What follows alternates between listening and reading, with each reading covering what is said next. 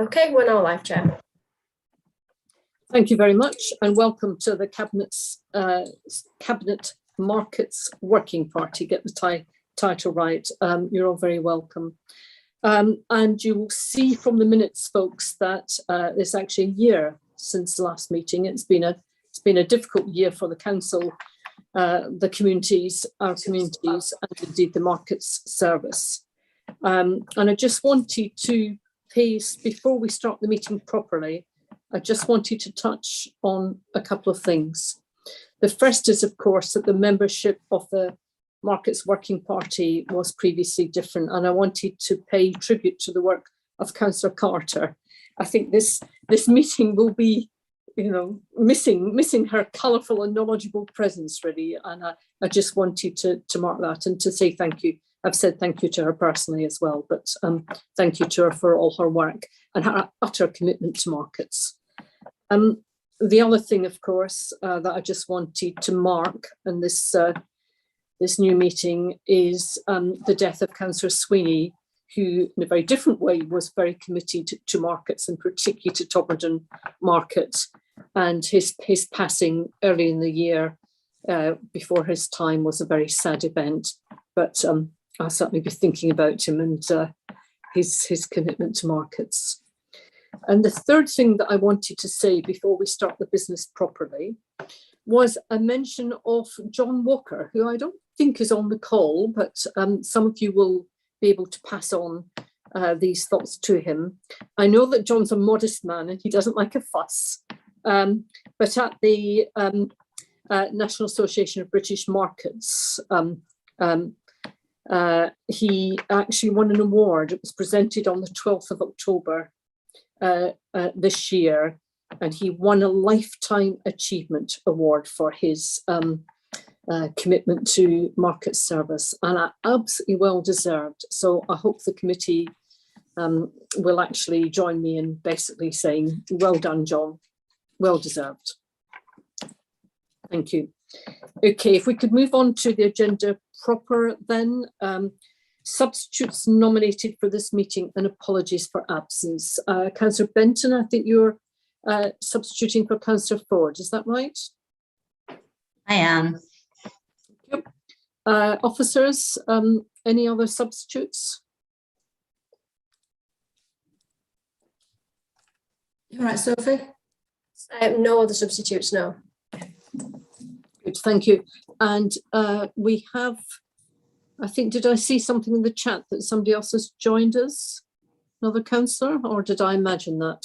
I believe it was John Walker. John Walker advising that he was the unnamed participant.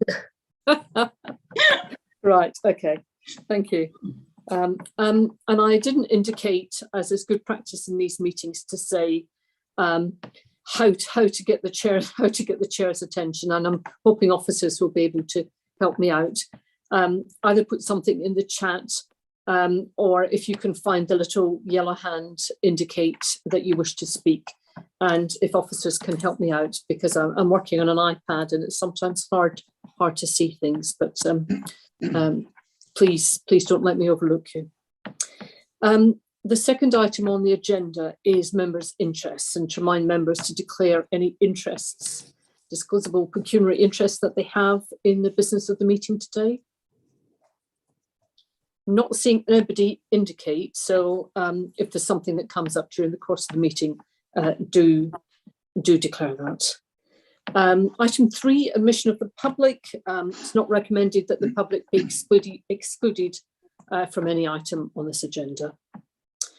Item 4 then, minutes of the meeting held on the 8th of December 2020 to be agreed as a correct record and signed by the chair.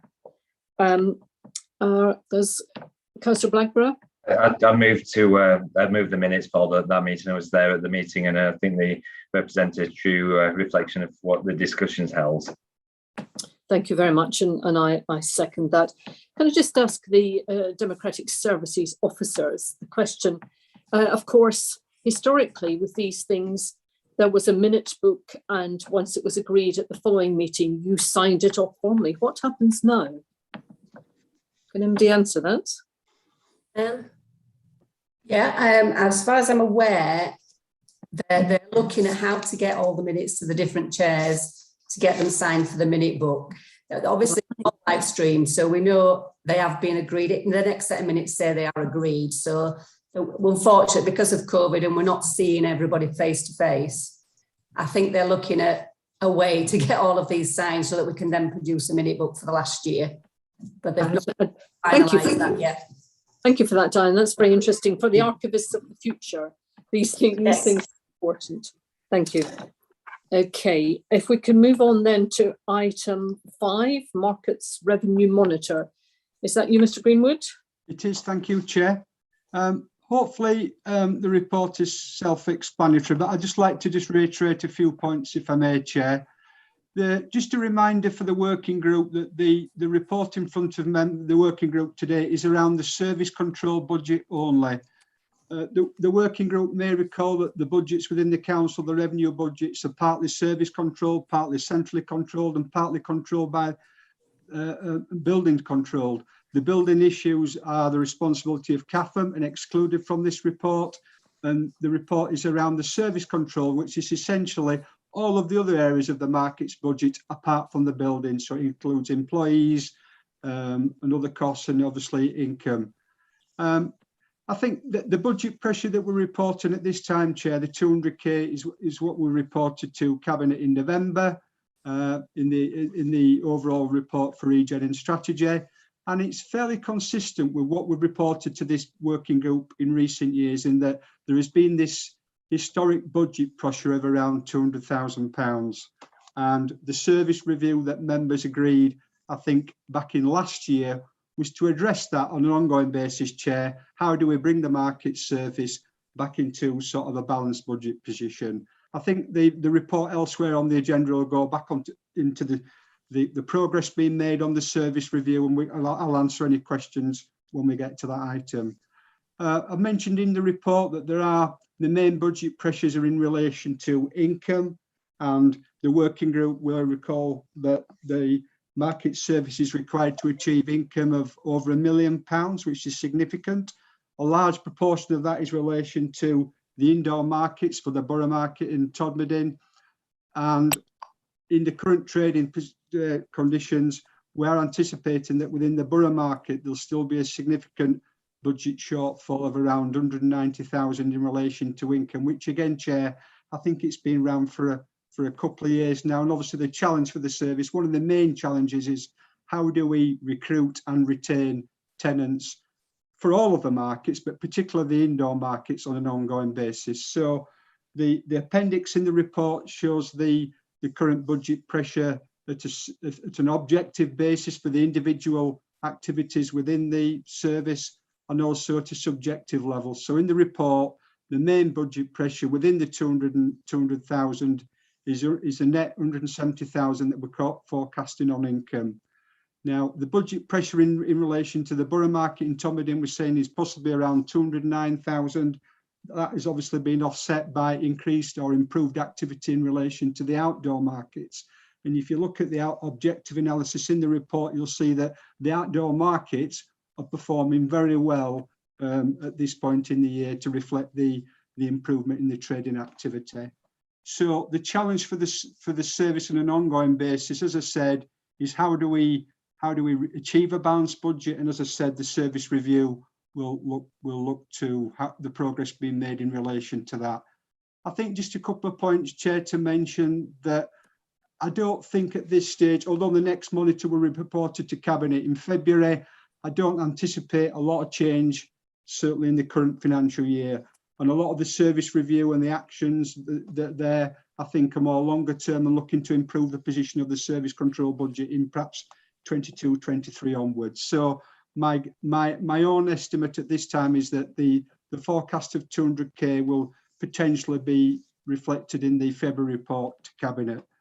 A few other actions points just to mention is that we mentioned in the report about bad debts. There is a slight issue in the current year in that there is an issue in relation to bad debts. Obviously, actions being taken to reduce those debts where it's possible. Obviously, it's a difficult trading position. Our hands are tied, Chair, in relation to enforcement, as you know, and the action we can take under the current COVID restrictions. But obviously action is being taken to try and reduce those. So there is an impact in the current forecast of sort of bad debts and where we think that will go. The report details the grants paid to tenants of the indoor markets in the current year, and you can see that, you know, in excess of 1.2 million is being paid from the small business grants, the retail grants, and the various other grants that's been approved by government in the current financial year. I think other than that, Chair, just to say that we will continue to closely monitor and manage the budget, and there may be some change in the next report to Cabinet in February, but as I say, at this point in time, I think it's more about the service review on what improvement we can see in the market in the longer term. Thank you, Paul. I wonder, Alan, do you want to add any additional information to that, or do you want to pick up some of those issues in some of the other papers? I will come back to some of the issues, Chair, but it's worth saying, and I suppose you might expect me to say this, mightn't you? While the position, as Mr. Greenwood's reported it, is correct in terms of the pressures that the service faces, it's always worth remembering that the service still generates a surplus for the council. It just doesn't quite generate the surplus that the council would like. So if you look at the projection for the year, we're still talking about the service as a whole generating £250,000 worth of surplus for the council, but not the £500,000 target that's required. So while we're not quite where we'd want to be, we're still in the black in a sense. There are some challenges, but there are some positives, and you'll hear this during the course of the rest of the agenda, I think, Chair. So I won't steal John's thunder about the success of the open markets and the role that they've played in the last 18 months, 2 years, and how they've thrived and grown. From some of the conversations perhaps we had at our last meeting about some of the challenges around some of the open markets, a number of them have moved on enormously. So we'll perhaps save that for a later item. That's probably all I need to say at this stage, Chair, if that's okay. Thank you. Okay, I've got a couple of questions, comments, but I'll open up to the members of the working party for any questions or comments.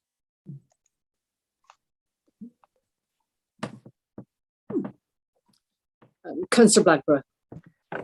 Thank you, Chair. I think Alan makes some really valid points in relation to the income expectations, and it almost paints a really negative picture by what we produced in front of us, and it's almost a plea. Can we look at, you know, revising what our expectations are to be more realistic? And the other question I had was in relation to where we have identified bad debt. Is there a black mark against their name so that they can't apply to other markets in other areas? I think that's two of the questions so far. I've got questions for later on in the reports, as you can imagine, but those are the two ones at the moment. Thank you. Paul, Alan, who wants to come back on those? Can I just come back on that point, Chair, for a bit? I think Councillor Blackburn makes a very good point, and obviously on the back of what Alan's just said, I think, you know, in terms of realigning the budget, it's a council-wide issue, this, isn't it? The market service is just one of a number of issues within the council. And I think that was the reason for the service review. I mean, you first look as an inward look at the service, see what you can generate, see what you can change. And as Alan will report on that, because at the end of the day, if the council decides to align its budgets, then it's just one of a number of issues that the council's got to face when it sets its budget for future years. And the other issue in relation to bad debts and individual stallholders who might not be very, very welcome with a response to that. I'll come in there, Chair. At this present moment in time, they are not blacklisted with other local authority market operators.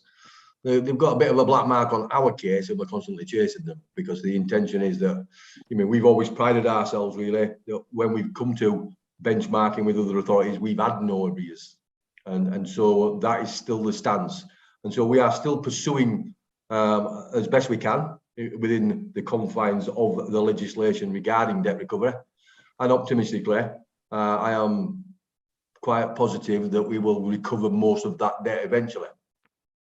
Okay, thank you for that. And in some ways, these are difficult times for people, and I'd hate to see people who, you know, honestly were struggling to find themselves in difficulties elsewhere. But we have tried, and it's a credit to the business and finance teams in the council in terms of getting that amount of money into the market service traders' pockets. I think that really was a very, very good effort. And I'm sure it meant that some people were actually able to ride that storm for a bit and carry on trading, even though trade is not necessarily always, particularly in the indoor markets, recovered.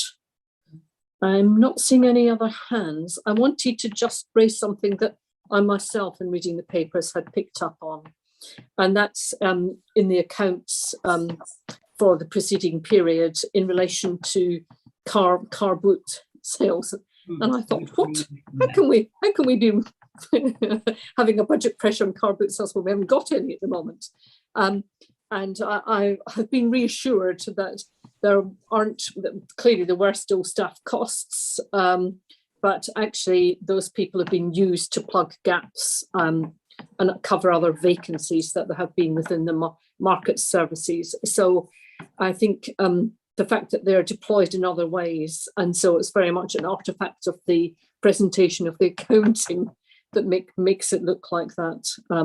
But as I say, I was so startled by that. I separately satisfied myself, and I hope you that that's an artifact of the accounting process that makes it look in that way.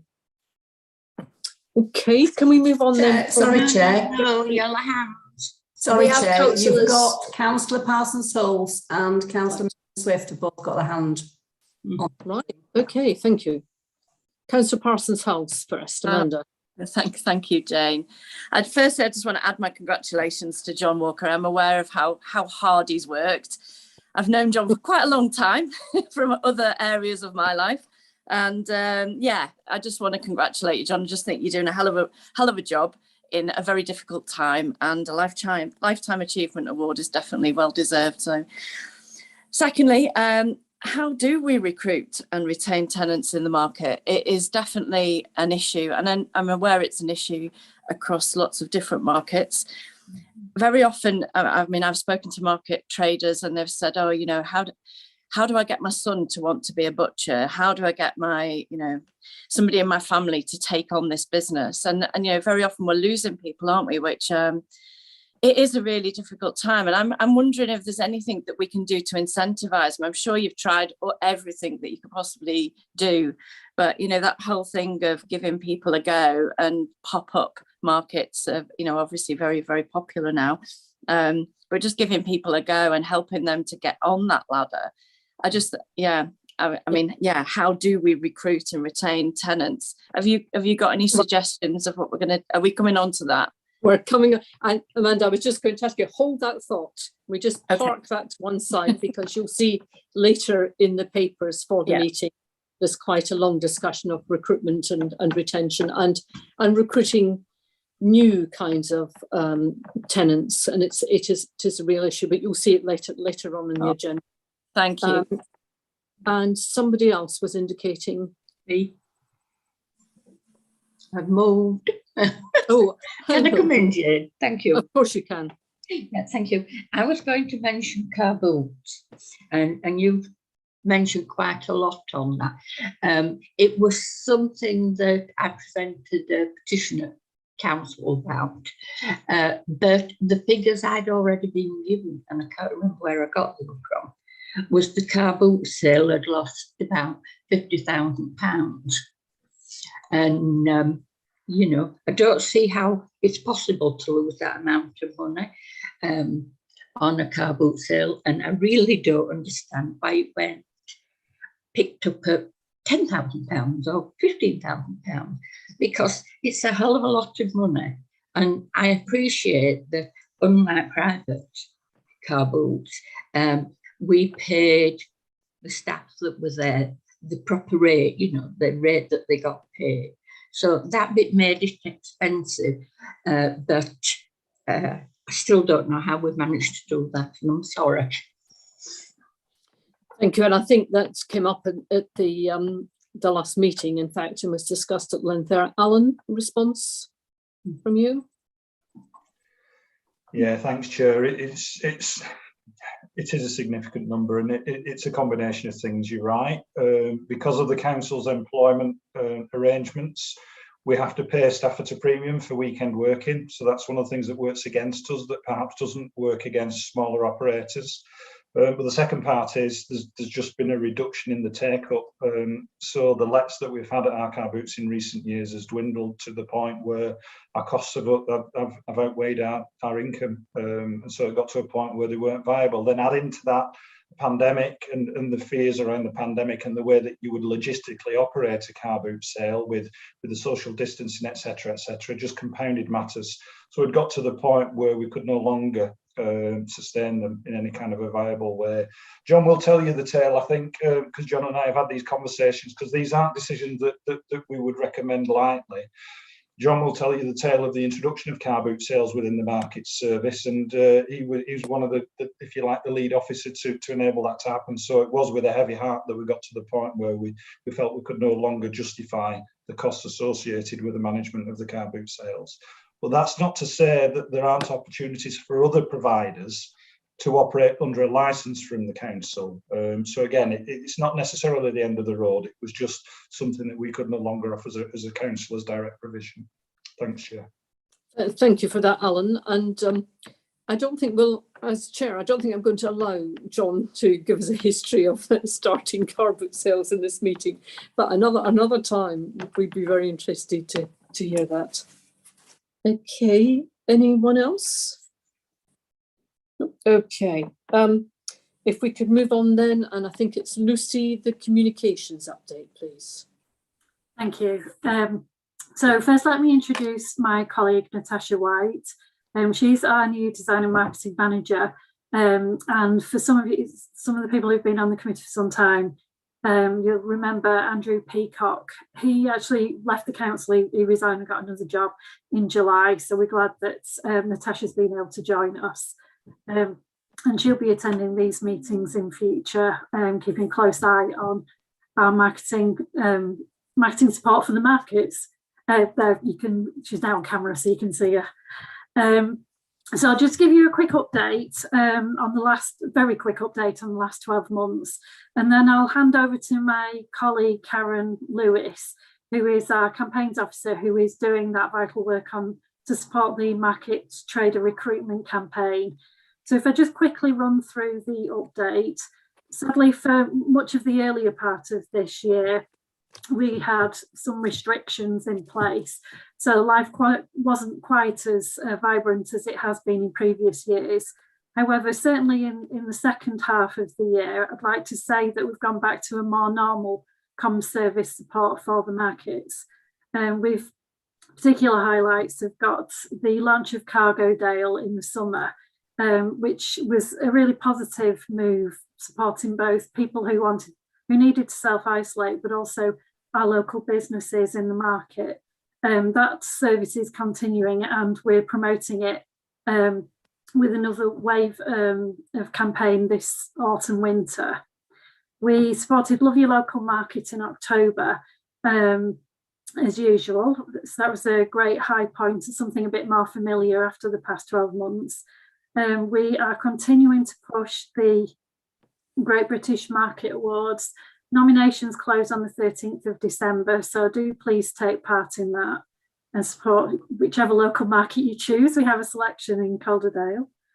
And then may I interrupt there, Lucy, just in terms of if you go on to the National Association of British Markets website, you can vote. Unlike in local government elections, you can vote more than once for your favourite Calderdale market. So feel very free to go on that site and vote. I think that's an excellent plug. I was just going to say, I think you can vote once per day is the rules. So you could share out your affiliation there. And then to look ahead, we had Let's Grow in Calderdale. It's half term this year, this October. which is a pop-up allotment with links to CBeebies, and that is returning over Christmas. It was very popular, and I think it had particular appeal for our families, and hopefully increased footfall brought more widely across the town centre. So again, that's returning in Christmas, and we're spotting that on social media and with a press release. And in addition to that, we are supporting our Christmas markets too. So if I hand over now to Karen, she'll give you a flavour of the trader recruitment campaign that we've been working on. Karen, have you got a presentation to share as well? I have, yeah. I'll just apologise that my internet connection's been a bit rough, so I've been in and out of this meeting, but I'm hopefully I'm here for the whole of this bit. Can you see this now, the screen? Beginning to, it's yes. Excellent. So we've just done a couple of examples for the new trader campaign. Natasha and I met with John and Alan a couple of weeks ago, and we agreed a few final adjustments. So this is the first time they've seen this new work as well. We've tried to there's a lot more photographs in this, and we've tried to include a lot of diversity within it. We've decluttered it a little bit, as you can see, John and Alan. We've got less writing to the left there, and we've made our call to action much bigger here. So it says become a market trader, and the telephone number and the website. So our next steps are, we're going to, now that we've shared this with you, and we're going to sort of obviously hand over for some questions and any thoughts that you have on this, because for some of you, I know that this will be new. I'll try and just make it smaller so that you can see it all in one. There we go. But our next steps following this meeting are to share this with the traders, because even though the traders have obviously agreed to the photographs, they haven't seen this artwork yet, and we'd like them to see this before it goes live. Secondly, we've got the web page, which needs updating, so we want to include some of this design work on there, but we also want to update the copy, and Natasha and I have both had a go at doing that and making it much more of a sell and make it more attractive to people.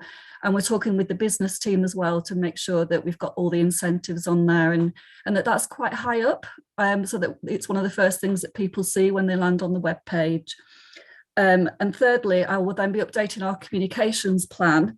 So when we met a couple of weeks ago, we agreed that the right time to launch this would be around February, March time. And the comms plan has a whole range of sort of tools that we'll be using to promote it. So we've got pull-up banners and posters, some social media. We're talking about doing a pulse advert, bus shelters, and we're not going to sort of launch everything all at once. We're going to kind of trickle it throughout the sort of first few months, and try and do a little bit of engagement as well in places, possibly like the college and other places. So yeah, that's kind of where we are with it. So do you want me to carry on sharing the screen, or shall I get rid of that now? Close the screen now. I think people have seen it. Thank you, Karen. Excellent. Right. Does somebody want to comment? Councillor Blackburn, Howard. Yeah, thank you, Joe. I like the concept. I'm just not quite sure about the fonts on it. It just seems to be a bit mixed. And I think actually, if we're trying to appeal to everyone and possibly those that have perhaps some difficulty in trying to, I don't know, there's just something not quite right about the text. I love the plainness of it, but the text, I think it's different fonts as well. So it looks like different fonts, and it just needs to be, I'd just like to see it a bit cleaner and crisper and just a bit, you know, even a bit more bolder. I'm just my thoughts. Okay, thank you. I'll take a few comments and then and I'll come to you in a moment, Councillor Benton. I'll take a few comments together and then ask the officers to respond. Councillor Benton, Tina. Thank you, Chair. And I think, going on from what Howard said, the become a market trader should be maybe moved up a little bit. I think, yes, being your own boss, but maybe the advert's about becoming a market trader, so have a bit more impact on that. Okay, thank you. Other comments? Councillor Swift and Councillor Smith indicating. Councillor Swift. Megan? Right, yeah, thank you. I was trying desperately to unmute myself. Couple of things, and I haven't been on here for a while, so I could get this totally wrong. But picking up on what was said about the recruitment, I thought we were going to put together, it might be going to not work, a specific recruitment for young people. And, you know, all that goes, either letting a group of young people do a stall at some point, or however it can be done. But it needs to be done to show that, you know, it can be a profession, they can make a living. And, you know, they only have to look at John, don't they? And I've lost him, but never mind. but seriously, it has, you know, if we're going to do it, we've got to do it right. I mean, I assume it will have, the borough market at least will have quite a lot of money put to it for improvements from one of the grants, which will be good because you walk through it. And yeah, people are all making the best of it at the moment, and no criticism of anybody at all, but it does look a bit sad, you know, when the stalls there not open, etc. And I know it's all been tried to get it right, but going back a long way, I just wanted to tell you all that I got a photo at home of my mum when she worked in the market, doing a Victorian market. So in, you know, in different clothes. So I thought you'd like to know that. But Thank you, Councillor Swift. Victorian markets and dressing up is always very popular. Have I got anybody else before we come back to the officers? Yeah, could I just ask about the Yes, Councillor Smith, welcome. Thanks. Sorry, I haven't been before, so this might already have been covered, but I was just wondering about checking in with capacity. If we're putting out a big ad campaign, what's the capacity of market officers and everybody to make sure that it's a smooth run from there on in, so that we don't put people off by getting caught up in, you know, in waiting lists and things? Thank you, good question. I'm going to start with the communications officers first, and then maybe I'll come to Alan or John in terms of some of the practicalities. Lucy or Karen, do you want to pick up the style design questions? Well, we did have quite a bit of discussion about the font actually, and it's one of the reasons we made it sort of less fussy. And I'm quite happy to talk with Natasha after this about whether we can try it with a slightly less fussy one. Part of the reason was not that they didn't like the design, it was more that it might not be accessible, but we kind of felt that we would address that with other comms, so through the social media and through the Pulse advert, that actually, you know, all the other bits of comms would be accessible. But quite happy to have a look at that. And I don't know what anybody else wants, before I move on to the other elements that you've brought up, does anybody else want to say anything from the comms team about that? I think partly it was guided by the existing the branding guidelines that we have. So we are trying to make it look all of a piece with the existing form of the marketing that we're doing at the moment. So I think it can't move too far, but I certainly think we can take it back and see if we can simplify the font so that it's the message that stands out more than the font. Okay, thank you. Particularly Councillor Benton's point about be a market trader, I think that possibly could have more of a foreground. There was a point that Councillor Swift made about young people and specifically attracting young people. I don't know who wants to say something about that, because I know we have done things. I can start off with that if you like, Chair. So obviously it did start off as a recruitment for young people. I think John might want to put something in on this as well, but we then decided to broaden it out, and especially when the pandemic happened, that we just felt that there was an opportunity that a lot of people might be downsizing, they might be starting new businesses because, you know, their businesses had failed because of what had happened, you know, just lots of other opportunities. So we just wanted to widen it out, but we haven't forgotten young people. And certainly within the photography, we've included photographs of young people, and I think we'll probably do a little, I mean, that's why I mentioned the sixth form college, that, you know, we probably need to do a little bit more than just put posters up for the younger people. I think we need to probably do some more engagement work with them. So yeah, it's a really good point, and it's certainly not an audience that we'll neglect. Okay, I'm going to just come on to then Councillor Smith's point. Is there going to be good follow through? And when somebody rings that number, is the capacity there, and have we organised that side of it yet? We did actually discuss that, Chair, when we met with John and Alan, and I might bring them in here, but part of the reason that we went for February, March and not launch it any sooner was that we would have better capacity. Do you want to say something on that, Alan?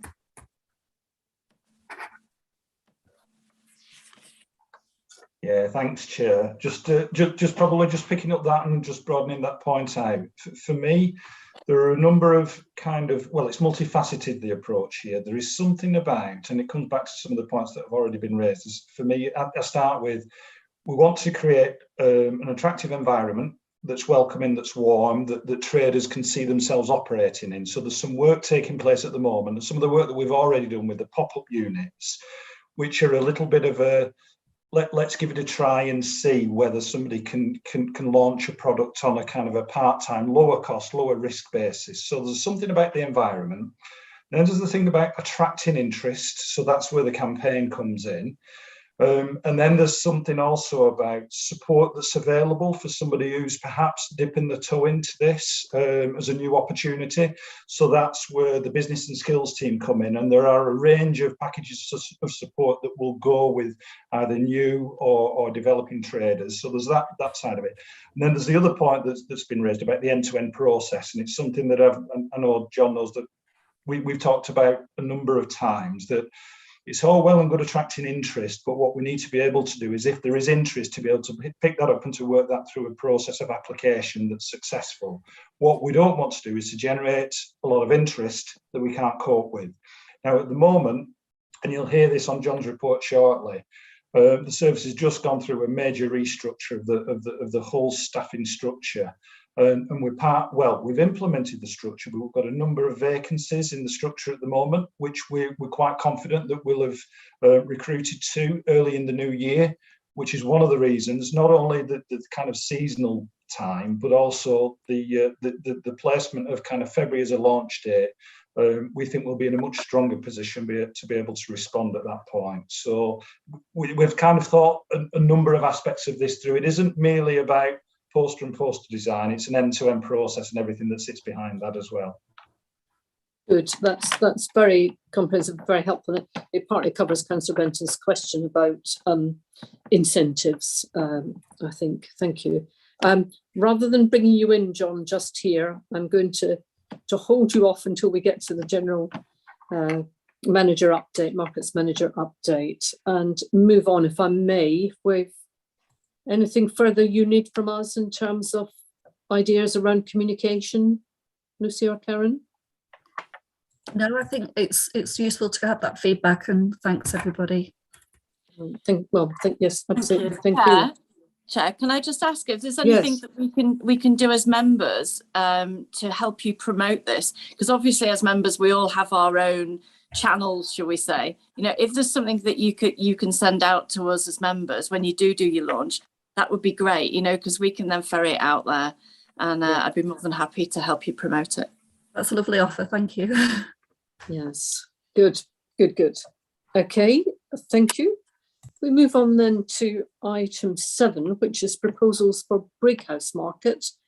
And Duncan Cooper, I wonder, I don't think Richard Spencer is on the call. Duncan, is this you? Yes, I'm afraid it's just me. Yes. No apologies. We're very, very pleased to have you. Definitely not an inferior substitute. Well, I'm very pleased to be here, actually. And I must say, reading through my slides in practice, I've realised that I'm way out of practice in giving presentations. So I'm glad of the opportunity to polish my skills back up, actually. Let's see if I can share my screen. And hopefully everybody can see the first slide of my presentation. Not yet. Oh dear. Bear with me. I did say it was a good chance to practice these things.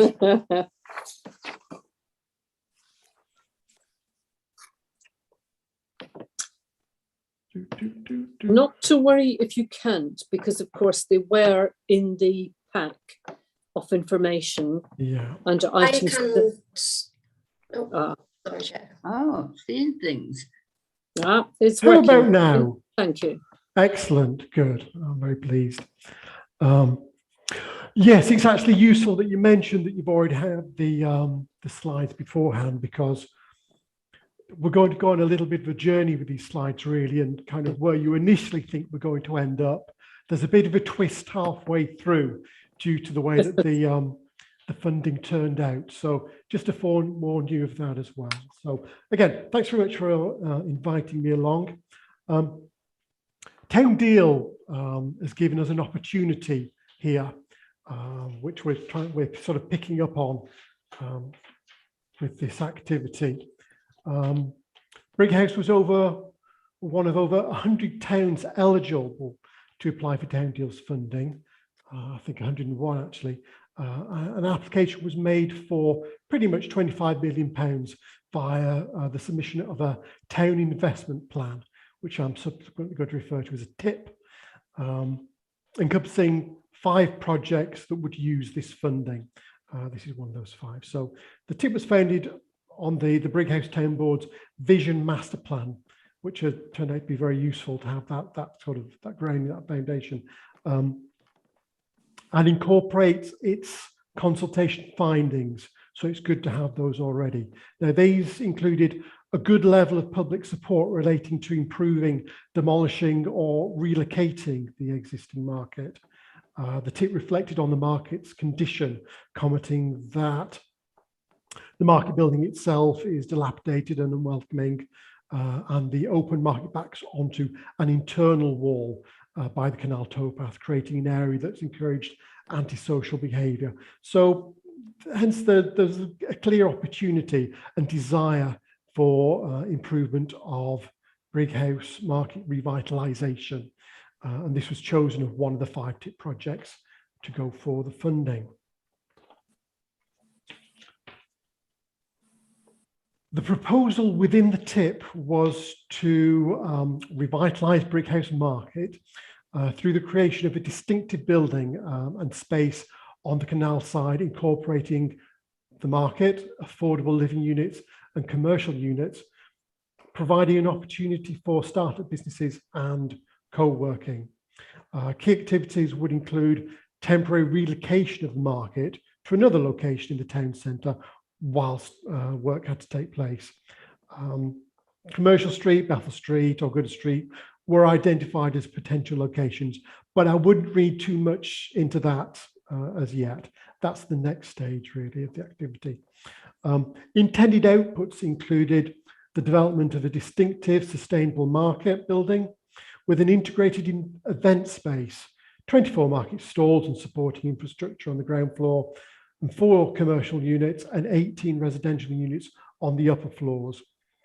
Envisaged as a public-private partnership, the project costs of 4.85 million will be made up of 2.46 million from the private sector developer and 2.3 million from Town Deal funding.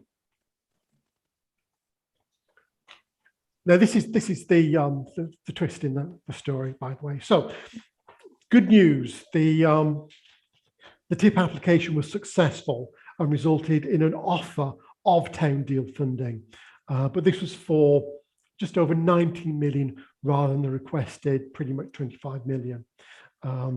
So the offer was accompanied by the requirement to show how project outputs and outcomes would be reconciled with the revised funding envelope. So we had to do a reconciliation exercise for all the 5 projects. Specific to the market revitalisation, the Brighouse Town Deal Board agreed simply to pro-rata the amount of Town Deal funding assigned to this project down to 1.83 million, whilst adjusting the development proposal to maintain levels of investment by increasing the proportion of private sector contribution.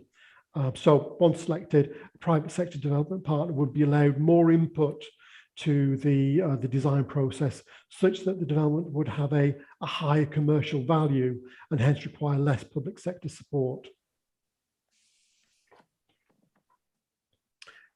Also, kind of on the good side, the reconciliation exercise provided an opportunity to re-examine the practicality and the commercial soundness of the original TIP market proposal, even before the development partner selection.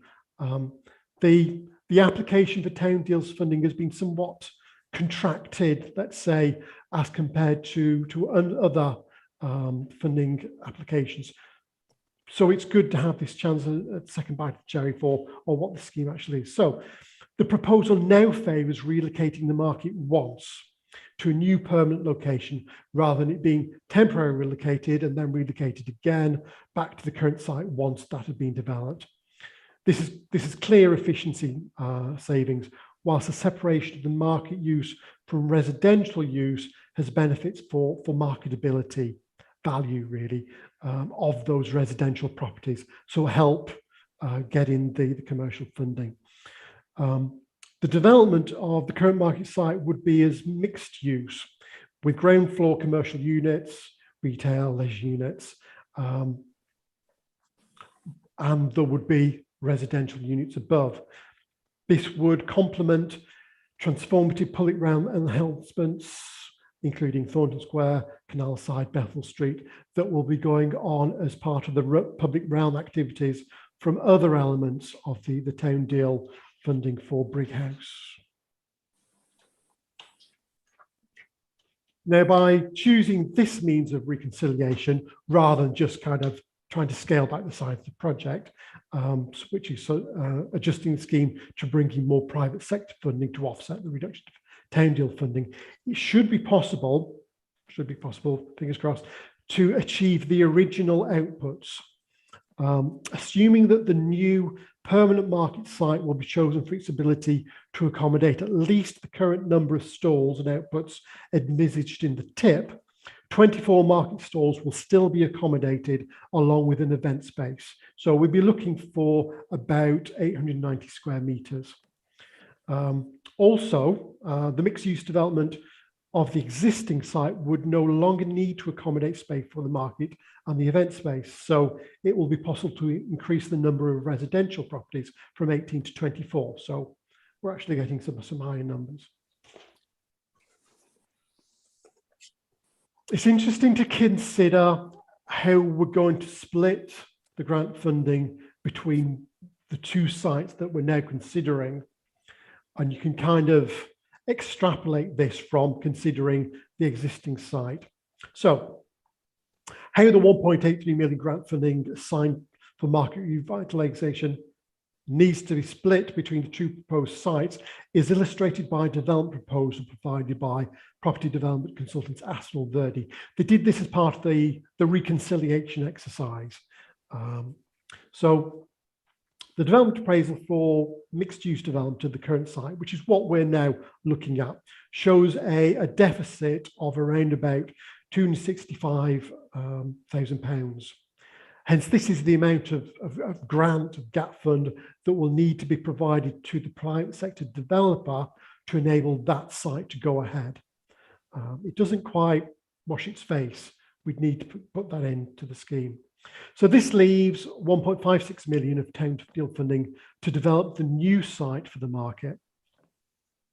The development of this site would be council-led by the appointment of the lead contractor, as we're considering that it would be owned and managed by the council. So we're on the final slide now. Next steps. Though an offer of town deal funding has been made by the Department of Levelling Up, as it is now, this needs to actually be secured by the development of a successful HM Treasury 5 case project full business case, the Green Book model. The deadlines for submission and approval of this full business case is the end of June next year. So 12 months from when we got heads of terms with the initial flagging up of this funding offer. Now, an official offer letter, subject to FBC approval, has now been received from the Department of Levelling Up, which allows funds to be used to appoint the consultants to assist the council with the development of the business case and developing the projects themselves, really. So that's the next step. This appointment's going to commence in the new year. We've just put the ITT out, actually, so that's just going out to tender. So once we've got this support on board, the consultation will begin on the requirements for the new market and also the identification of the new site. As Howard will be fully aware, a Brighouse Town Deal Board subgroup is being set up to help with this, and Howard's on that subgroup. So that concludes my presentation. So I'll stop sharing the screen now. If you could do, Duncan, thank you very much. I have followed the twists and turns of this particular project and Brighouse Town Board, and it's true that the existing site, although a great site from the point of view of being in the town centre, had some of those limitations, and I think the possibility of a new site elsewhere, Gooder Street in particular, in terms of being near the new church development, near the bus station, walkable, those kind of things, and also with some sort of space for some of the things that modern markets often thrive upon, of sort of spaces for some sort of event, cheese tasting event, or sort of evening glass of wine. I think I've mentioned previously to Councillor Carter how fantastically impressed I was when I visited the market in Belfast, and in the evening they hosed everything down after the vegetable market had finished. Everything got hosed down, cleaned up, and tables were put in that beautiful iron structure for an evening function dinner for a conference. How adaptable different structures can be and how they fulfill a purpose within a particular town or community, really. So I'm not suggesting conference dinners, but certainly to have that flexibility built in terms of space, particularly outdoor space, given COVID. So I'm going to ask anybody if they've got comments or questions about the plans for Brighouse. Howard, of course. Of course, indeed, absolutely. The centre of the universe, absolutely. Duncan, thank you for the presentation. It's absolutely brilliant opportunity for Brighouse. It's brilliant. What I would really want to emphasise in this meeting, I'm aware that this meeting is open to the public, and actually it's not a done deal that we're going to move the market or we're going to do whatever.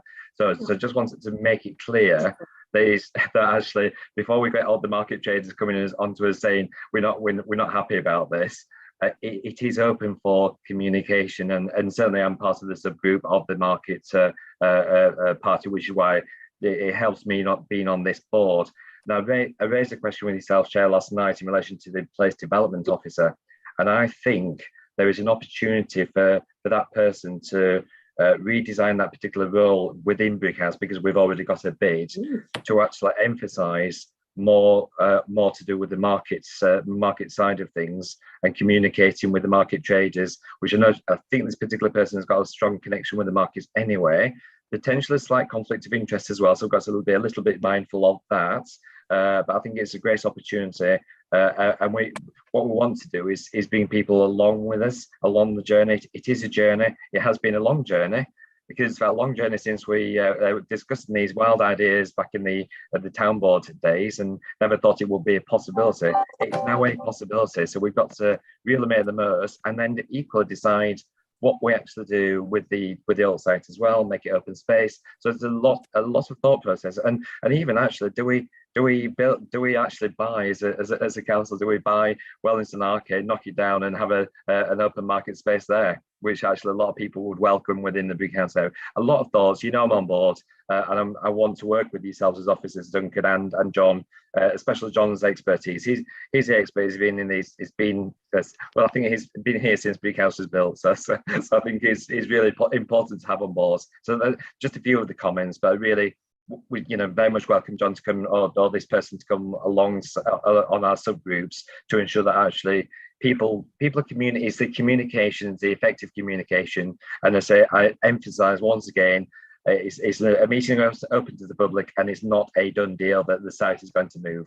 Yes, thank you for that, Councillor Blackburn. And I should say other sites are available. My enthusiasm and speculation ran away with me, and we're still at the early days really of generating ideas about those things. And I think the new temporary place development officer, who's funded by the Welcome Back Fund, the post-COVID recovery fund for tourism and the local economy, I think there's definitely synergies there in terms of potential roles. Anybody else want to comment? Kate to respond to those comments. Yes, please. Yes, I was just going to say that's an excellent point that Councillor Blagger has made. As I say, the next steps is taking on the consultants to develop the project, and that's when we'll be doing consultation on what is the way to move forward for this. It is by no means a done deal as yet, and like I say, this process has moved along so very quickly that we really do need to take that time, the next 6 months really, to develop the projects and see what's practical and what's actually wanted for Brighouse. Thank you. Anybody else? Can I come in, Jane, please? Yes, of course, Megan. Thank you. I think I'm hidden from you somewhere.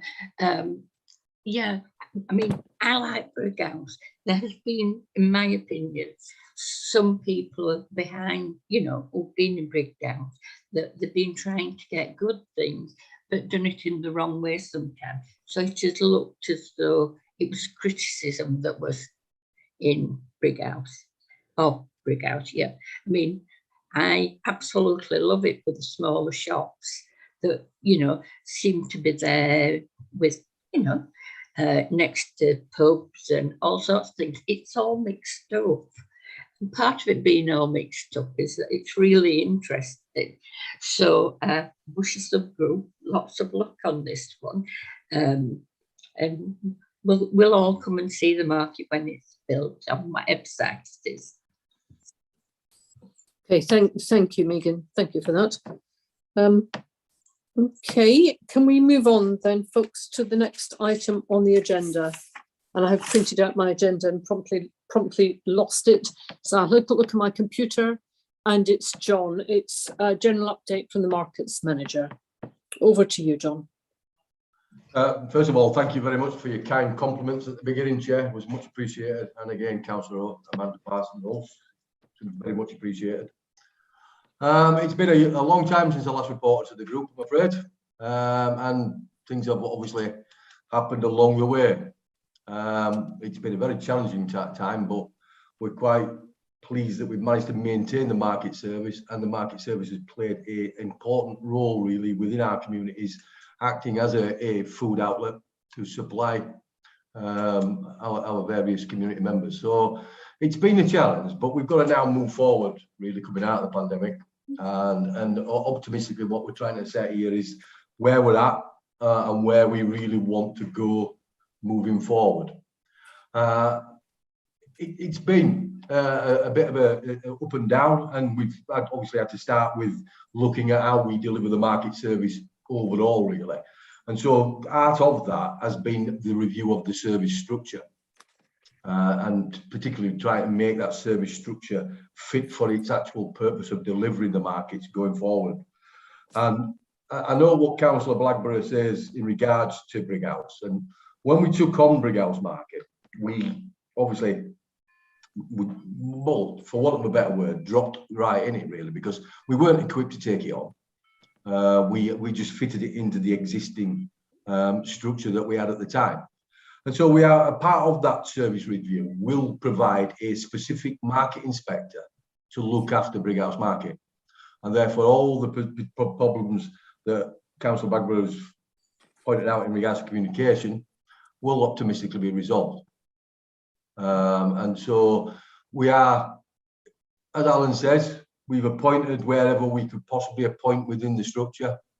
And we are now going through the redundancy phase and the reappointment phase, really, because obviously when you're closing events that you're no longer going to operate, that leads to redundancy of those individuals.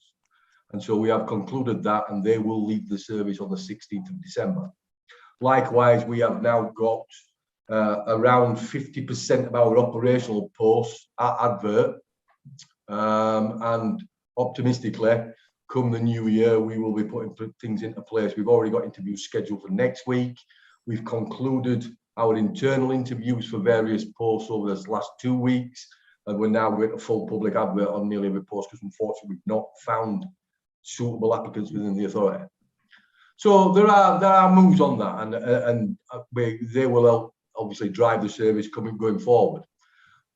Other issues that we've had to look at have been waste removal. So we had a full review of the entire waste removal of all markets, and we're optimistic that any suggested budget savings that we have forecasted will be surpassed with a bit of luck. But we're constantly monitoring that, because we need to be looking at how we're contributing to recyclables, how we're looking at how we reuse items rather than dispose of it. Rental payments, we've already alluded to the fact that we've already had a bit of a glitch, because, and this happens from experience, has happened throughout the market industry, wherever market collections have moved from manual collection to invoice collections, there's always been an initial increase in debt because people just ignore invoices that fall through letterbox simply, to be honest, whereas they don't avoid the collector knocking on the door waiting for the money. So it's a transition period. I know, you mean, we've gone through that process, so we've now introduced digital invoicing at both market halls, and we do not collect any cash whatsoever. So that's the first time in the entire market's history that cash has not been collected from them two venues. We've also implemented cashless payment at our open markets too. So we try and advocate that, because we also introduced an administration charge, because it just cost the council quite a few amounts of money to reconcile bankings, take it to the bank, etc. And so we implemented a charge to try and encourage people to go cashless, and it's proved quite successful. I mean, majority of people at Brighouse now pay cashless. Majority of Egdon Bridge now pay cashless.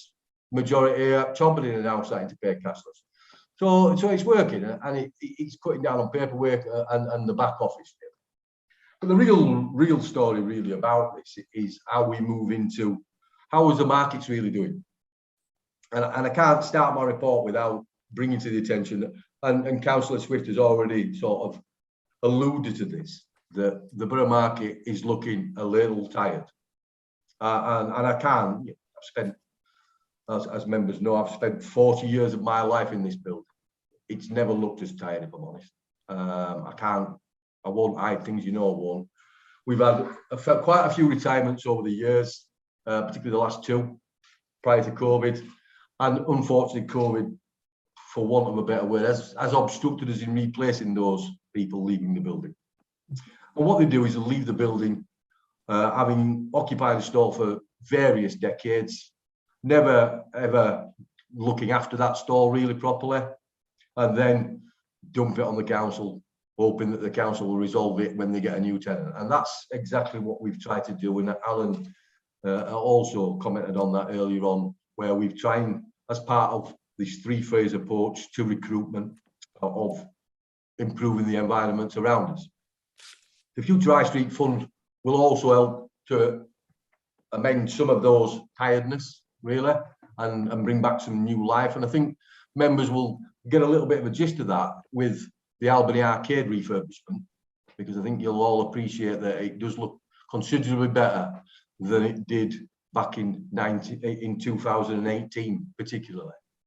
And so it is how we go on. We have numerous voids we can't avoid, and it will be how we move with this. And some of the feedback we're getting from, particularly from younger traders that Councillor Swift commented on, is that the younger traders are coming. We've witnessed these on various markets. I mean, it's quite heartening to see at Brighouse Market, we have a young lady there that was serving coffee in the Borough Market 2 years ago, and she's now gone from making cakes and buns in her mum's kitchen to having her own bakehouse.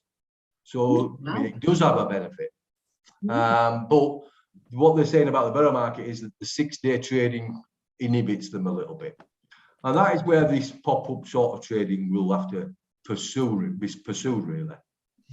And again, I think the communities themselves have shown that through the pandemic, their appetite for products has changed somewhat from your typical market products. We've seen a lot of growth in arts and crafts, particularly, and a lot in regards to home produce and home cooked produce. Footfall is a problem with Halifax. I can't dispute that. The footfall counts that to show this. And when you consider that I myself also work from home on numerous days of the week, as do many of my council colleagues, we've taken away quite a chunk of our shoppers, really. And so too as the Building Society, so too have Dean Clough, etc. So we can't wait to welcome those people back. With a new Tenants Association, they've recently reconstructed themselves, and at this moment in time are running Christmas activity in the lead up to Christmas Eve with the Panto Trail. So numbers of the traders are now dressed up as pantomime characters, and they are running a competition amongst themselves, which we will support through comms. And so it's nice to see that the traders are doing something themselves. And using Albany Arcade, going back to the refurbishment of Albany Arcade, we were able to, as Lucy referred to, able to accommodate and flip it into an allotment where we actually we had a lot of, shall we say, family entertainment and the attraction of younger people. Yet 3 days before that, we had it as a concert venue where we had 3 days of evening pop concerts, really, of which Councillor Smith attended the Lovely Eggs, I noticed. And so it has that universal appeal, does the Albany Arcade, and it's how we then further develop that. Whether it will deliver initially the financial impact, I would very much doubt it. It's going to need to be invested into to drive, but longer term, I would hope that it would generate a substantial income for the council.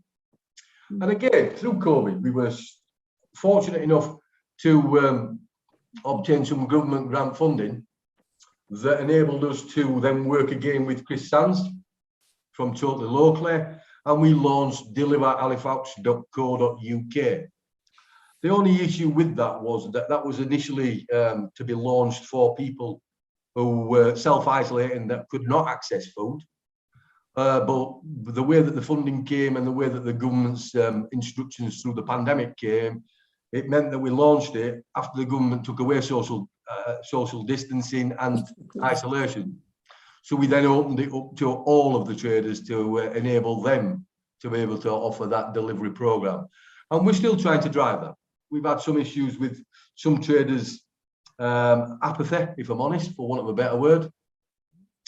Some traders not been digitally aware, because this is a proper solution provided by Totally that we do the photography, we do the words behind it all. All the trader more or less has to do is set up a Stripe account and then put the products into a shopping bag for Calderdale to deliver. So again, we're tackling the climate change agenda with that delivery service, and it was optimistic that should we get that up and running, we could then further add to that with electric motor vehicles, etc. So it's a development in stage that we're working on. And again, I've identified within the reports that there will be actions that we will need to fulfill going through. And one of those is obviously working with the team for the future High Street funding and ensuring that the building has the capacity to continue to deliver what it's been delivering for almost 126 years. But again, as part of that, we need to be looking at the review of occupancy agreements. And I think the council is going to need to consider this in great deal. Where occupancy agreements are at this moment, they provide landlord and tenant or exclusive occupation. that becomes a limitation on the council in regards to how it may manage and manipulate its building bit. And so we may need to look at that in future months, future years. Obviously, we wish to develop a programme of events, and we've been talking with Calderdale Food Networks to bring back the producers event and other organisations. And we've also sat and spoken to Michael with the Halifax Festival of Words in regards to a May event, and we're looking at another event in May. And again, it's about how we then further impact these delivery systems so that we can impact them. But following on the trade market, and Paul alluded to this is where the council has had significant budget challenges, is the fact that it's a transition of traders. And Tobin also saw a decline in traders at the beginning of the pandemic and throughout the pandemic. But the fortunate thing is that the community have stood by Tobin Market, really, if I'm honest, with tremendous support. And we've been able to let every single unit at Tobin now. So when we were looking at, obviously a comment came in about how do we support traders on incubator schemes. We have an incubator scheme whereby we sort of phase in the rental levels with a bit of business support in the background and business mentoring. And that's been successful in securing them. But one of those lettings was also our delivery partner, Calderdale, who wanted to have a permanent location, really. And they've now launched the Todd Box scheme, which is a delivery service for consumables, really, most of which are supplied by traders from Tobin Market. Another interesting one is the fact that we lost the greengrocer. And so the Tenants Association, who are also a newly formed organisation because they've gone through transition, have now taken on the greengrocers shop as a cooperative and a mechanism to support them financially so that they can further drive the events that they've been delivering this last 12 months. So again, it's quite bright. The future is looking quite bright at Tobin Market Hall, but we still do need to review occupancy agreements.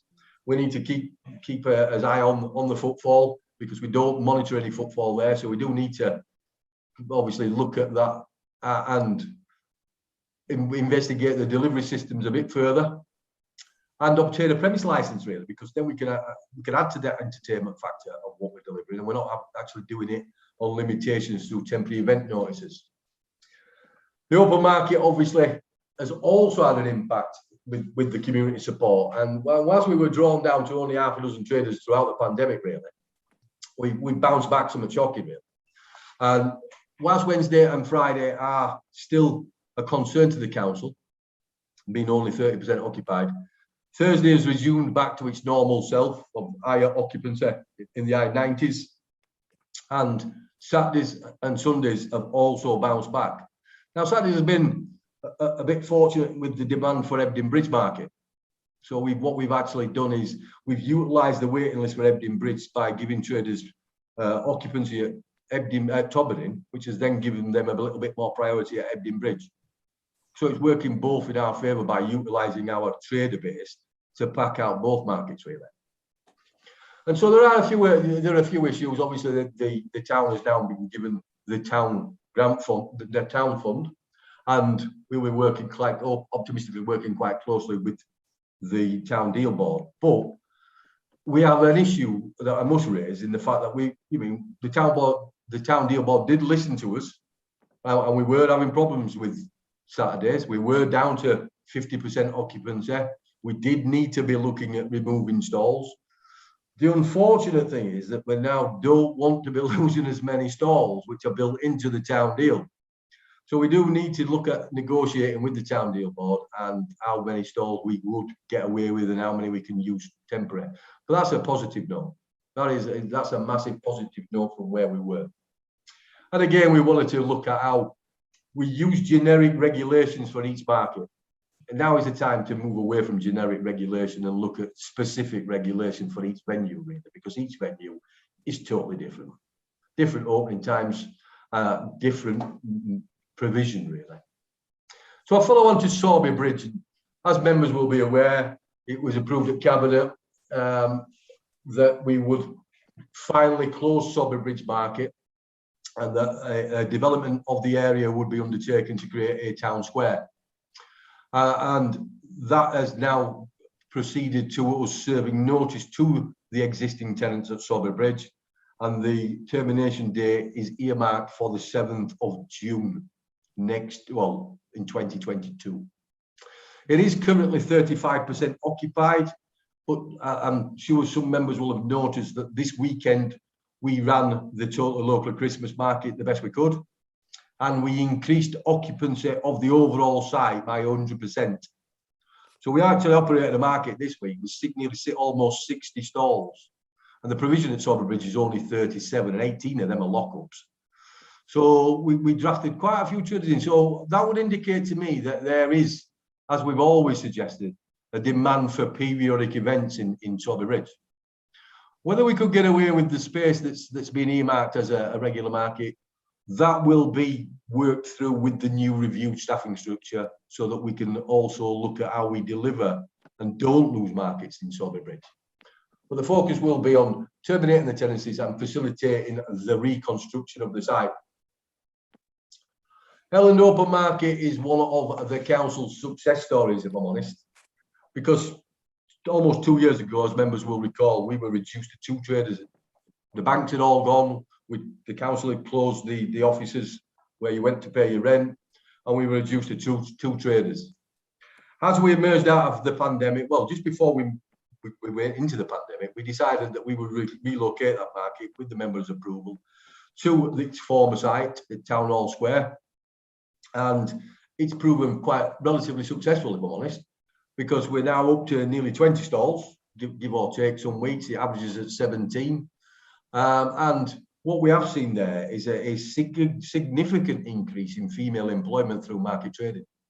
So again, another area where we can look to market and thing. And a lot of this is down to home cooked produce, homemade crafts. So, I mean, decoupage and things like that. So it's quite positive, but we need to ensure that we sustain it.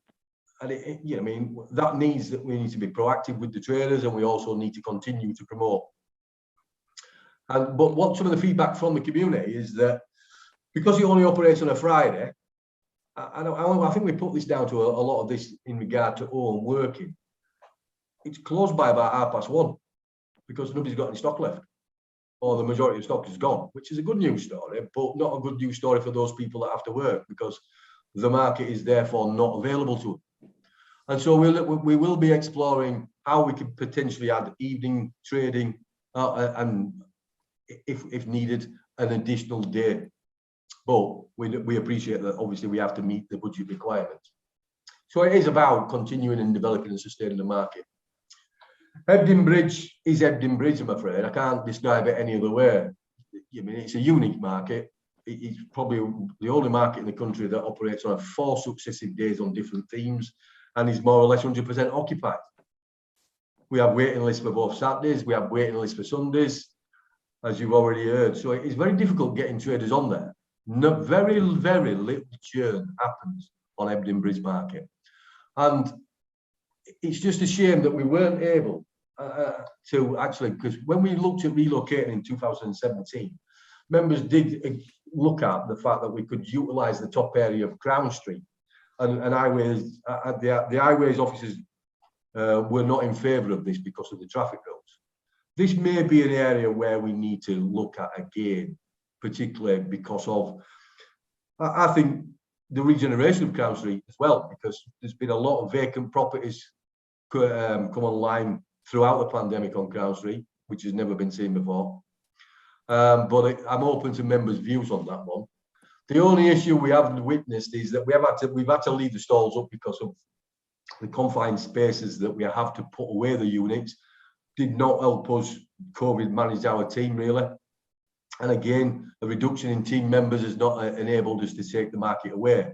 So the market has stayed up. And when you leave a market up or have a permanent market, you give a shelter to someone. And whilst we've witnessed some antisocial behaviour, it's been nowhere near like it has been at other venues, to be honest. But we're trying to deal with that, and we're working with community wardens on how we can prevent antisocial behaviour at all our permanent venues, really. And this leads me finally on to Brighouse Market, because Brighouse Market, as members will know, We took it on with about 5 people in lockups, no stalls occupied, and it is a real success story coming out of the pandemic. 24 people occupy lockups alone. So when we're saying, Duncan, that we're going to provide 24, we're going to have to rethink our position, I'm afraid, because out of the 40 open market stalls, 50% of them are occupied. So Brighouse Market has come back. The only problem with it, and I'm sure Councillor Blackburn will comment on this, is it does fail to not really attract people from Commercial Street to itself, down on that bottom side of the town. So there is evidence that whilst it's proving slightly successful, it's got further potential. Really. And they've got the good thing is throughout this year I've had to collect rents there myself. So I've been able to communicate with the traders a little bit better. And one of my last sort of cynical comments was that if they had a traders committee, it'd make my life a lot easier. And so they went away and formed themselves a traders committee.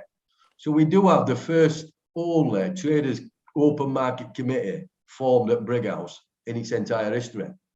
And they've now met on 3 occasions. They are now collecting subscriptions from all of the traders on site, and they are now running their own events. And Halloween was quite a sight to behold, really, when you consider where we'd come with Brighouse Market. There was over almost 200 children passed through their ghost trail, which gives you some significance. The next weekend we'll see Father Christmas visit at Brighouse Market, with the traders also all dressing up again. So again, a big commitment from the traders. But it's not all brightness and light, I have to say, because Wednesdays is still a little bit hard. And bouncing the rents back to their normal charge potentially has not helped significantly. Whilst it's increased income on Saturdays and Sundays, it's not made a major difference really on Wednesdays. And therefore, I would suggest to members that we look to review that and take it back to where we had it when we first took over the market, at half the normal charge, and encourage traders to come along and try Wednesdays, even if that means we've got to move into the evening. So again, the actions that we need to be looking at with Brighouse is obviously coordinate with the town board, increase the occupancy on the additional days to fulfil because it has replaced what was relatively a well-frequented car boot sale, they tell me, but it was the smaller site. And then it's about exploring delivery systems there as well and working further with the Traders Association. So the final comment is what you won't let me talk about, which is the events that I introduced in 1993, which is the car boot sales. The car boot sales have over years obviously proved quite a lucrative source of income to the council. But habits change.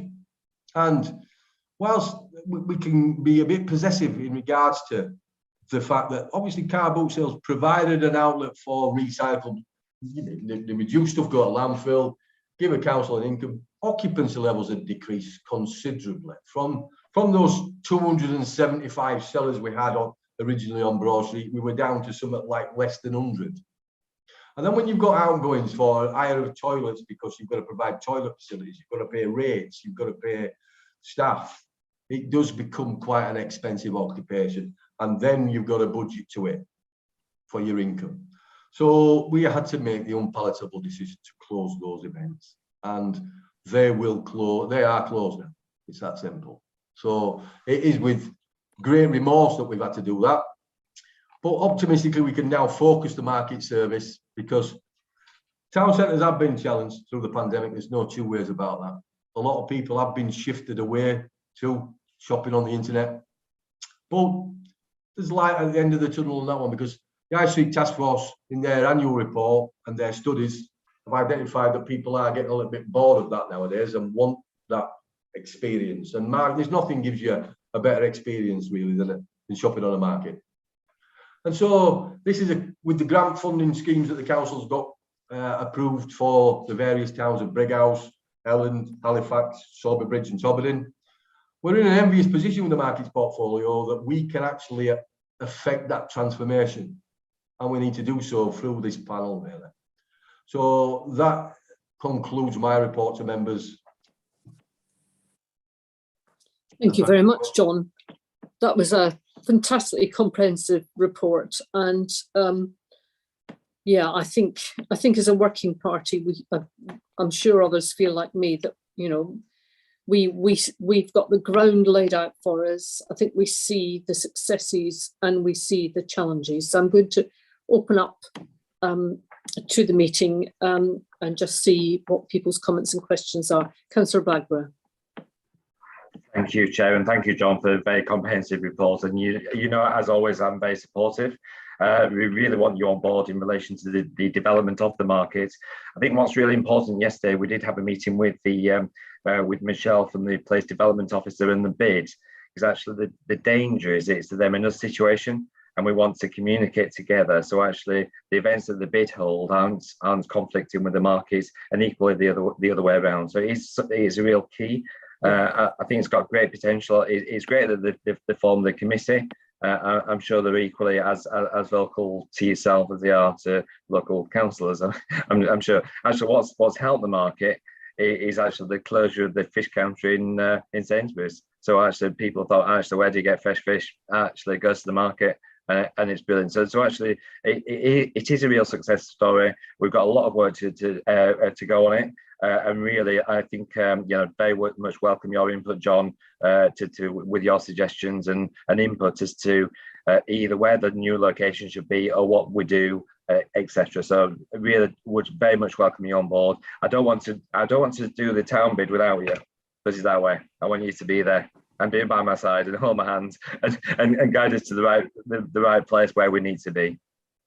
Yeah, I think that's very helpful, and I saw that John and Alan were noting things there.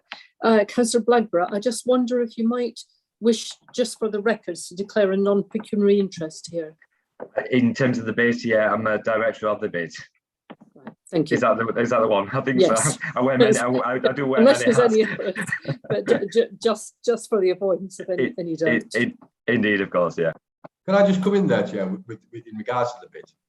I think some of the division, really, to be fair, Councillor Blackburn, is the fact that obviously the traders pay their rent to the council, and that rent obviously is just for the stall hire, whereas the bid is obviously made up of businesses that pay a bid levy, and I think that's to some extent what has been the division, really, and it might mean that obviously we have to look at how we become affiliated members or something like that of the bid, really.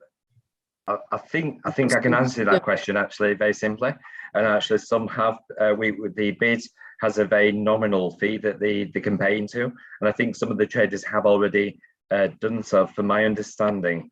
So the regular ones that are there on a regular basis have actually been now part of the actual bid itself. I think Michelle is very, this is why I'm a self-promoter in terms of the market person, but actually she's been very involved with the markets. And I think actually she's going to be the key. And with the meeting with Helen at the bid, I think it's actually, we've got some key people that we know we need to work all together rather than separate as a town. If we wanted to survive the council, which it is, it's absolutely the most thriving town in the borough, and very successful. And because it's flat, because we've got benches now, actually all combined together, it is a real success. But you're quite right. I think the bid's aim is to continue to work with the market traders as well. You know, so actually we're not bickering at each other, saying why didn't they tell us about this and why didn't we know about that event, and yeah, so actually it's that whole, you know, we can work with them and we can work with their events, and they can work with, I'm sure they can work with us as well. Yeah, I think the message is very clear in terms of everybody's keen to see the flourishing and thriving of Brighouse, but we mustn't overlap and step on each other's toes, and we can be better at communication and joining up. It's great that there are actually a number of different people and organisations who all with the same aim, but let's make it really worthwhile in terms of not duplicating events and maximising the success of each of the events that are going to come. I'm looking forward to it. Anybody else on John's report, or has he stunned you into silence? Just about. Hang on. Sorry, Megan. I put my hand up now. I was running behind you, I'm afraid. We managed to go down over all this stuff, not market stuff, but the pandemic and everything, and be a bit miserable. I have to tell John that it's cheered me up. You might not be able to tell, but you've cheered me up. And the only disadvantage if you do decide to move it won't be next door to fish shop. So okay, that's all I wanted to say. And no, I don't feel much more, whatever it is, anyway. I do. I know what you mean, actually. Thank you, John. I actually thought that was, given the difficult times we're in and the length of the pandemic and the effects of it on people's businesses and people's shopping patterns changing, and the internet pre-pandemic and during the pandemic, I'm cheered up too, actually, because I think, you know, the future does look very bright, and the ideas that are contained in terms of the actions and challenges, I think, are very, very sound. So I do look forward to it. I wanted to just come back on a couple of things. One was Tomerdon, I think, you know, is actually a case study, really, isn't it? It's a case study of how a community rallies around their market as part of making their town a better place, really. So I think there's almost a case study or a write-up, and looking to the comms people still on the call, really. You know, that slogan of rally in the valley, you know, the people in the upper valley try to sort of get round and make their town work. I think there's quite a lot there. I also was interested, John, in your comment about Elland and about the take-up of women as market traders and as local food producers. And I think that's an interesting model for some of the other markets and potential new tenants there. And I have certainly taken away the Crown Street question for further discussion with the highways folk, given the corridor improvement programme and various other things. Take that away and have another look at that. I think that's all I had. Councillor Smith's indicating to speak. Audrey, Councillor Smith. Thanks, Jane. Yeah, just about Sowerby Bridge, I think it is a really heartening story, and it's really interesting to see how things have changed. And I just feel like in some ways Sowerby Bridge has we feel to have gone down a line where maybe not enough importance was placed on the markets, and now we're in a situation where we've got something that might not be feasible and everything else. We've also got, I suppose in some respects, I just feel that it would have been more useful to have had more input from John at an earlier stage, as far as I'm concerned. But that's you know, I came to that a bit late, really. But with regard to Sowerby Bridge, I know that John's got a petition from the market traders and residents around the opening of the cafe. And we are hoping to develop that cafe to try and make use of the space as a meeting point, because I think, you know, yeah, things have changed a lot, and I think I notice a lot more people hanging around Sowerby Bridge Market than used to. And as a social sort of centre, it feels quite an important space. And I just suppose, I don't really know if there's a question. It's just a comment, really. Thank you for that, Councillor Smith. And I think what you point out is that markets have more than a role, just as selling fresh fruit and veg or fish or whatever. That's actually, it's a gathering point. It's a hub in some way for the community. It's a focal point. But yes, those points are noted. Thank you. Anybody else? Chair, could I just come back in just on that little comment? John. So we are looking to see where we don't know. I don't know where to present this, to be honest with you. We are in receipt of a petition containing 2,500 signatures plus in regards to Sowerby Bridge Market, and 3 letters from mental health charities. So it's obviously stating how the impact of the removal of Sowerby Bridge could impact upon the community's mental health. So we need to know where we present these now. Thank you, John. And Democratic Services will advise you on the numbers and where things go to in terms of scrutiny, cabinet and examination, and report back for discussion by the cabinet or the scrutiny committee, but they will come back to you. Thank you. Okay.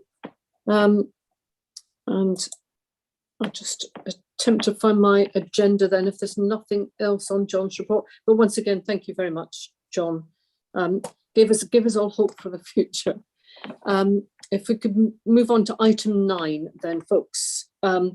The Market Service Review Q2 Monitor, and it's the one with the kind of risk dashboard coloured bits for those of you who are working in colour.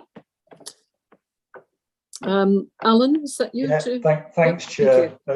Just for those members who are relatively new to this group, just a few words of kind of backstory. 12 months ago, as part of the Council's Future Council review, the Market Service was reviewed and a number of areas of activity were identified for further review. And those are the ones that are outlined in the monitor that's presented to today's meeting. So in broad terms, there are 3 areas: looking at how we reduce or withdraw from loss-making activities, how we improve our income, and how we increase our efficiency. So, 3 fairly standard areas of work to look at, and a number of subheadings underneath that. And they're reported in the traditional way with your red, amber, green rating. And I always like to have a blue in, because now and again we do finish things and complete things. So I have a blue for completion, as well as a red for high risk and a green for on target. So in some ways, given the agenda for today and the conversations we've already had, this is almost a kind of a wrap up of a number of items that we've discussed on today's agenda. And in a way, so it should be, because this is about a review of the service as a whole. So it's picking up the points that have been discussed across the range of aspects of the service that have been picked up on today's agenda. So for this financial year, Q2, we're only halfway through the year, but the position on the Q2 monitor looks positive, I would say. Half of the actions have been completed, which is great news, and the remainder are either nearing completion or are on track. So I've got no major concerns across the range of activity. You've received an update on the revenue position, which, while, as I've said earlier, we're not quite hitting the income targets that we've got for ourselves, the market service is in surplus, and it is also showing some early indications of the positive impact of the range of actions that we've taken in some parts of the budget. And I particularly mean the open markets. You'll have seen the surplus that's been generated across the open markets, as John's just described in some detail. And that's set against a really challenging backdrop. That challenge that we have in the market halls applies equally to our towns, but the open markets are thriving. So that's a really, really good news story in difficult times. So building on that, the open markets are thriving. You've received an update on the proposed way forward in relation to the recruitment and retention of our market hall tenants. That's initially focusing on Halifax Borough Market, but we'll look to roll that out. That's the bit for me that I can't emphasise enough how important that is. And we've put in place for the next agenda a more detailed review of progress at that point and where we're at that stage. So that's something I think we do need to keep coming back to. And I talk about not only recruitment of new traders, but it's really important. There's not much point in us gaining new traders if we're losing existing traders. So it's about recruitment and retention. So it's how we maintain and retain the traders we've got at the same time as recruiting new traders across our markets. You've also heard how the market service has been restructured and strengthened in key areas, and I've already referred to this. That's about responding to future challenges and opportunities. At the moment, as John said, we've got a significant number of vacancies, and that's really, really challenging. We've been on the cusp a couple of times in recent weeks where we've been really challenged to keep our markets open in a couple of areas. But we're in there. Some green shoots there. We've got some appointments that have been made. We've been able to secure some people to support us in the interim. As we recruit to the structure that we've designed, I'm confident that we'll go from strength to strength. And as John has said, that'll be probably in the first month or so of the new year, we'll be in a much stronger position. And I think we'll really fly at that point. So members are asked to note the report, and I'm happy to take any questions or comments. But as I say, in a way, we're revisiting some of the path that we've trodden during the course of today's meeting. But so happy to take any questions. Thank you, Alan. And we have actually covered quite a few of those items between the different reports. Any comments or questions on that item?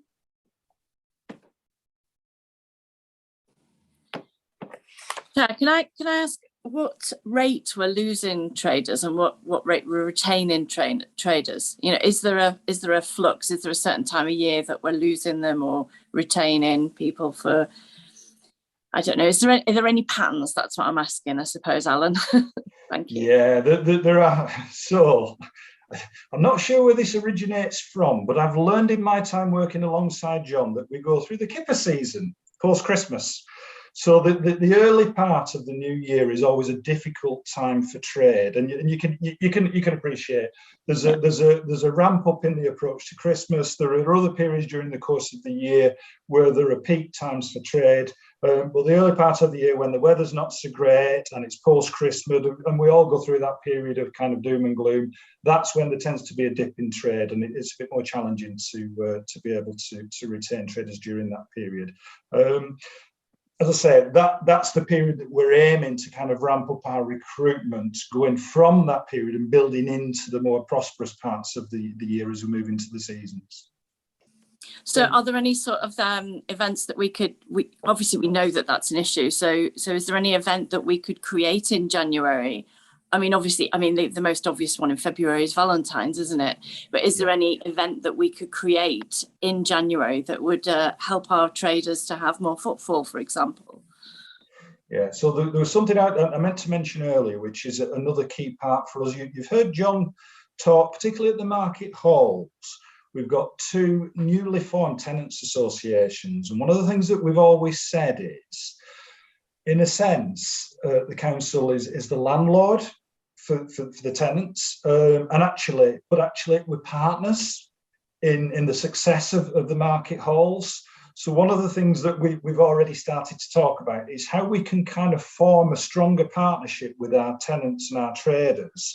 So across the council, possibly members and traders, to think collectively about the things that we can do. And there's been some great examples of the new tenants associations really getting into the stride. So I'm sure many of you will have seen it's the Yellow Brick Road and the fancy dress that's taking place in the Borough Market.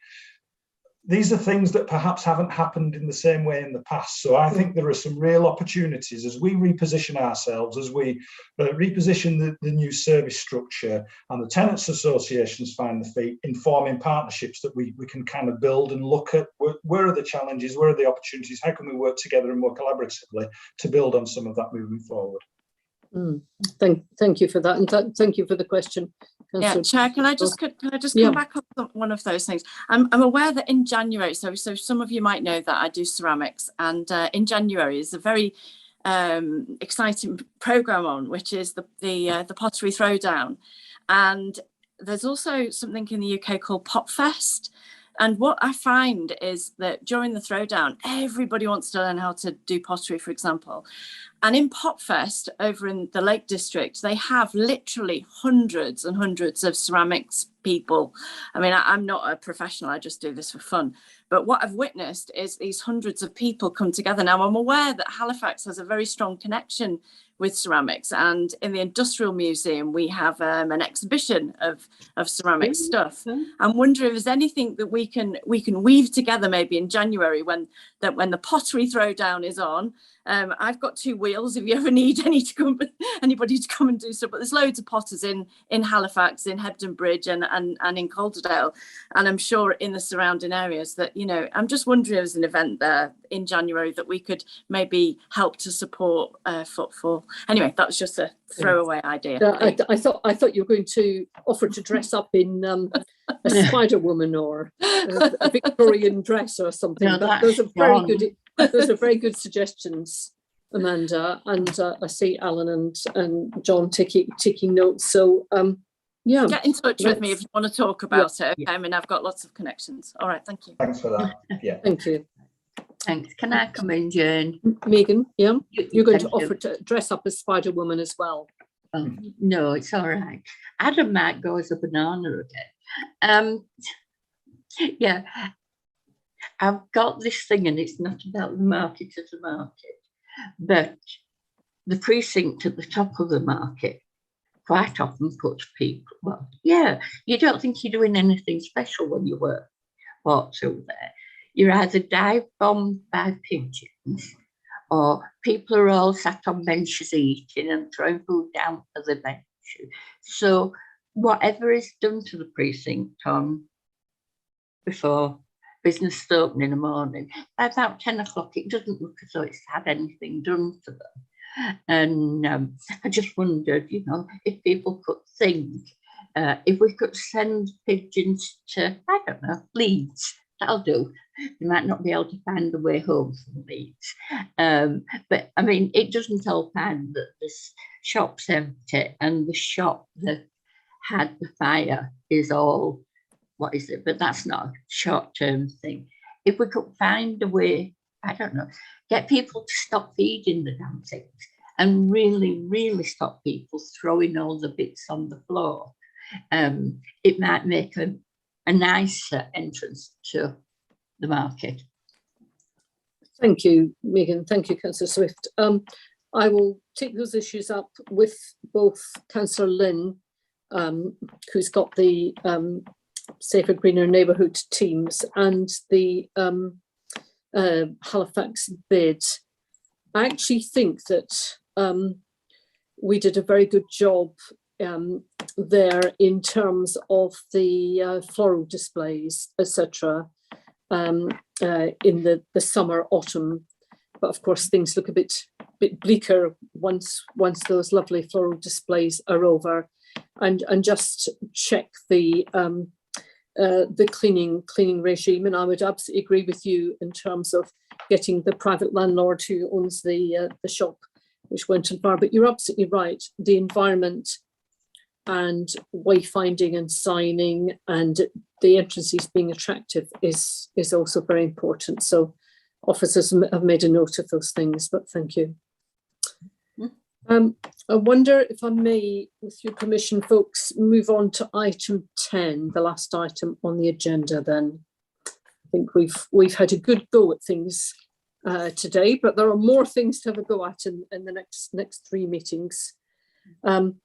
And you'll have seen that on that last item, item 10, the draft work programme obviously is what we've done today in the first item. Alan, do you want to say anything about what we might work on in February and April meetings? Yeah, just to say, Chair, in general terms, draft work programme for members' consideration and review. If there are any particular items that you'd like to see added to the work programme, then please let us know. I think that the focus for February was really around the Borough Market, the Future High Streets Fund, by which time we're hoping to have secured consultants that are working with us to take that work forward. So a bit more detail about what that comprises. Today, we've heard a bit more about the plans for Brighouse Market. The next step was thinking about the Borough Market and also aligning that then with the work that we've heard about today in terms of kind of recruitment of traders and so on. So it was a bit of a Borough Market theme next time, not necessarily exclusively so, but it's just as we work around the whole of the operation. But more than happy to receive any further thoughts about other items for future meetings. Thanks, Chair. Howard.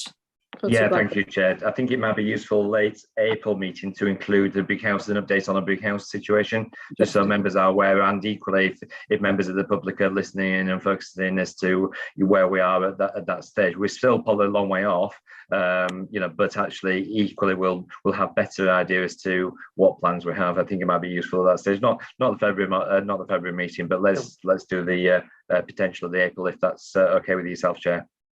Yes, and given there are 2 Towns Fund bids, let's put Todmorden and Brighouse reports on that to focus on those alongside the Sowerby Bridge market. Okay, but we can feed other ideas in before those periods. But I think, I don't know what members feel. I thought 10 items agenda is about right for the amount of time that we've got. So if people are happy to have that kind of rough balance in the future. I'm not very keen on 20 items agendas, not for those of us who are going on to other meetings anyway. So I'm getting nods, so people are relatively content with that. Well, it only remains for me to thank you for your contribution. I think that was very useful. Thank you to the officers for providing the information and keeping us on the straight and narrow.